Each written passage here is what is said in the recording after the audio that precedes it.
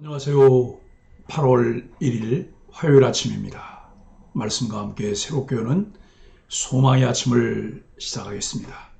고 옥하는 목사님은 모든 악의 뿌리는 하나님의 자리에 자기 자신을 앉히는 사고방식에 있다라고 이야기합니다.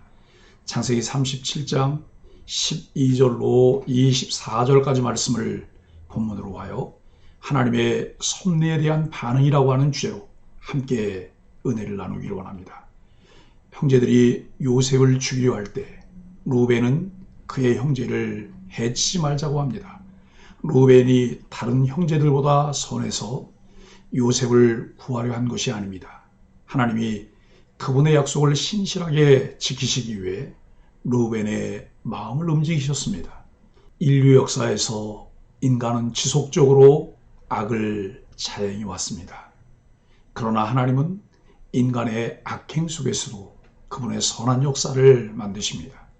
우리는 자신의 죄된 본성을 인정하고 선하신 하나님을 의지해야 합니다. 창세기를 묵상하며 언약에 신실하신 하나님의 절대 주권과 하나님의 섭리를 자주 만나게 됩니다. 섭리는 무엇일까요? 하나님은 자신이 창조한 만물들을 자신의 영광을 위해 보존하시고 다스리십니다. 이것을 하나님의 섭리라고 합니다. 하나님의 섭리는 철저히 하나님 자신의 작정에 근거합니다.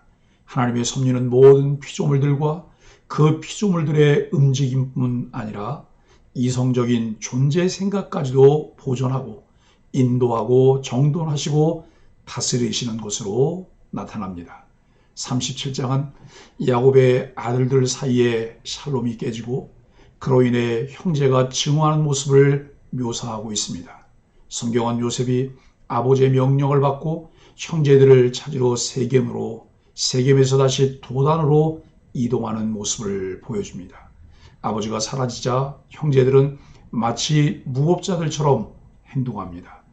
야곱의 12아들은 구약 성경에서 대단히 중요한 위치를 차지하지만 창세기가 보여주는 그들의 모습은 결코 본이 되지 못합니다. 이후에 요셉을 다시 만났을 때에야 그들은 비로소 변화된 모습을 보여줍니다. 이처럼 형제가 형제를 살해하려는 계획은 4장의 가인과 아벨 사건에서 가장 먼저 관찰됩니다. 두 본문을 비교함으로써 우리는 요셉 형제들의 행위가 가인의 행위처럼 해석됨을 알 수 있습니다. 야곱의 아들들은 야곱을 만났을 때 무엇이라 말할지 입을 맞춥니다. 그들은 악한 짐승이 요셉을 잡아먹었다고 설명하기로 계획합니다. 그들은 야곱에게 사정을 설명하려 계획하지만 동시에 이 표현은 자신들의 모습을 서술하는 행위입니다. 형제를 죽이려 하는 행위는 악한 짓입니다. 인면수심, 사람의 얼굴을 하고 있지만 마음은 짐승과 같습니다. 요셉의 목숨이 위태로운 순간에 루벤이 나섰습니다. 그는 책임있는 행동을 하기 위해 노력합니다. 아버지가 부재한 상황에서 그의 아버지의 역할을 대신해야 합니다. 루벤이 보여주는 책임감은 생명을 파괴하는 것이 아니라 생명이 박탈당할 위기에 처한 요셉의 명령을 보호하고 보존하려는 모습으로 드러납니다. 성경은 우리에게 고아와 과부 같은 약자들을 돌보라고 말합니다. 그리스도인의 행동은 약자들의 생명을 살리는 결과를 맺어야 합니다. 우연의 사전적 의미는 아무런 인과 관계가 없이 뜻하지 않게 일어난 일입니다. 그런데 하나님의 역사는 수많은 우연을 통해 완벽하게 성취되곤 합니다. 따라서 그리스도인의 삶은 우연을 가장한 필연의 연속입니다. 요셉의 삶이 그러했습니다. 우연으로 가장한 하나님의 섭리에 그는 과연 어떻게 반응했을까요? 12절로 17절은 믿음을 따라 행하는 요셉입니다. 요셉은 세겜 땅으로 양을 치러 나간 형들을 찾아갔습니다. 세겜은 디나가 강간을 당하고 아들 시몬과 레위가 살인을 저지른 곳으로 뼈아픈 고통을 상기시키는 곳이었습니다. 그래서 야곱은 걱정스러운 마음에 요셉을 보내 그들의 안부를 확인하고자 하였습니다. 과거의 사건이 현재 우리의 생각을 지배할 때가 종종 있습니다. 하지만 그조차 하나님이 이끄셨던 과정임을 기억할 때 우리는 상처를 딛고 앞으로 나아갈 수 있습니다. 요셉은 아버지의 당부에 성실과 순종으로 응답합니다. 너를 보내리라는 야곱의 말에 요셉은 내가 그리 하겠나이다 라며 즉각적으로 순종했습니다. 요셉은 자신의 평안보다 아버지와 형들의 평안을 중요시했습니다. 헤브론에서 세겜까지는 며칠을 가야 하는 아주 먼 거리였습니다. 그럼에도 요셉은 아버지께 순종했습니다. 하나님의 자녀는 하나님이 맡기신 일에 성실과 순종으로 반응해야 합니다. 작은 일에 충성하는 자에게 하나님이 더욱 놀랍고 큰 일을 맡기십니다. 세겜 땅에는 형들이 없었습니다. 우연히 어떤 사람이 요셉을 만났습니다. 요셉은 많이 지쳐 있었고 길을 잃고 방황했습니다. 그럼에도 그는 우연히 만난 사람에게 형들의 행방을 묻고 다시 길을 떠납니다. 18절로 24절은 징후를 따라 행하는 자들입니다. 도단은 세겜에서 더 북쪽으로 돌아갈 집이 더 멀어지는 길이었습니다. 야곱의 지시대로 세겜까지 가서 확인했으니 집으로 돌아가도 될 법한데 요셉은 도단까지 갑니다.